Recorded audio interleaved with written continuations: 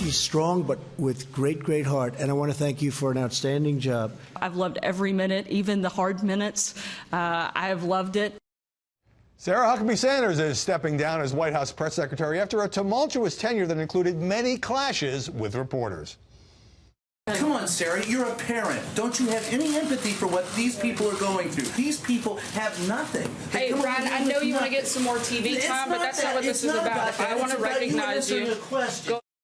Molly, it's a no-win job caught between the president and an antagonistic press corps. We got a hint of that there. She's taken a lot of personal abuse, but many journalists have been critical of how she's handled the job. Right. I cannot imagine what a difficult position she's in to have such a non-traditional president and how to convey and explain his positions. And then usually Republican press secretaries for Republican presidents have a difficult time.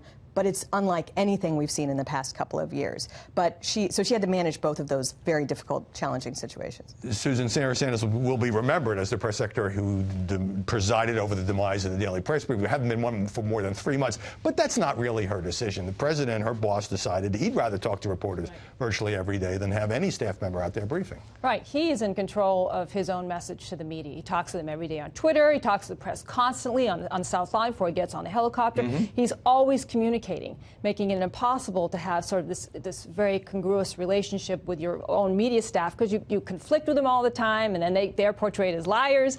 Really a no-win. And so I wonder whoever succeeds him, if they can be successful anymore in the Sarah Sanders. Whoever succeeds Sarah Sanders, yeah.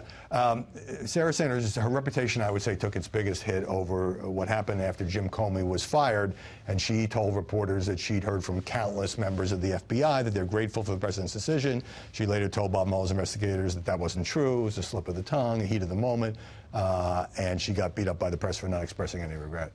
Yeah, I think listen, what I will give her a point for is she's had a tough job, right? She's had a president who sort of created his own news. He's on Twitter and she's in the briefing room, and it's happening simultaneously, so that has to be tough. But where I think that, this White House can have some improvement in this job if they decide to go back to daily press briefings is telling the truth, number one, and number two, and more importantly, is really figuring out how this president's going to communicate with the White House press corps, being that there is a press briefing room. Are you just going to get rid of press briefings altogether, or are you just sort of going to have them show up every day and say, oh, no briefing today? Well, we see how he communicates. He communicates on the run, on the fly, in these so-called pool sprays in the Oval Office. But some journalists really offering harsh assessments after the news. Let's take a quick look.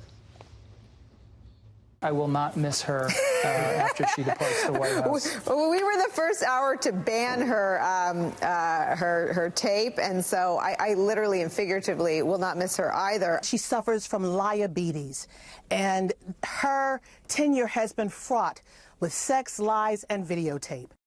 Journalists kicking her on the way out the door. And excellent choices of a couple journalists to look at there. These are people who say the most horrible things against Sarah Sanders, all while they have had major troubles with their own journalism. And just a larger situation with our press corps, of them not telling stories accurately, not reporting things accurately, not thinking about what the major stories are of the day. I do think we have a major problem with truth-telling in this country, and that everybody could improve on it, but we absolutely need to see better behavior by the press corps. Maybe they would report stories more accurately if there was more press briefings and the White House actually released accurate information, which Sarah Sanders admitted to not doing. But you touched on something, which is, the president might say something that for which there's no evidence, or is exaggerated, or is perhaps untrue, and then you're the press secretary and you're getting pounded. And in every administration, this goes on. The press secretary wants to defend the boss without personally vouching for something that may or may not be true, that you don't personally know whether it's true. And I think that's the hard part of the job. But what makes this different is in the Mueller report, she literally admits to saying, no, I just sort of made that up. Okay, in fairness, that was one instance, and she told the New York Times Magazine in a piece that just came out that being a liar certainly bothers me, and Sarah Sanders said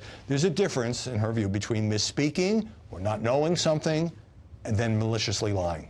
Just briefly. And I'll just make this one point. In that 2014 Fox poll, 81% of respondents said that they believed President Obama lied at least some of the time on important matters. So this idea that there are lies only coming from the Trump administration and not other past administrations is complete bunk. Little historical context. Richard Fowler, Susan Frischio, Molly Hemingway. Great to see you all this Sunday.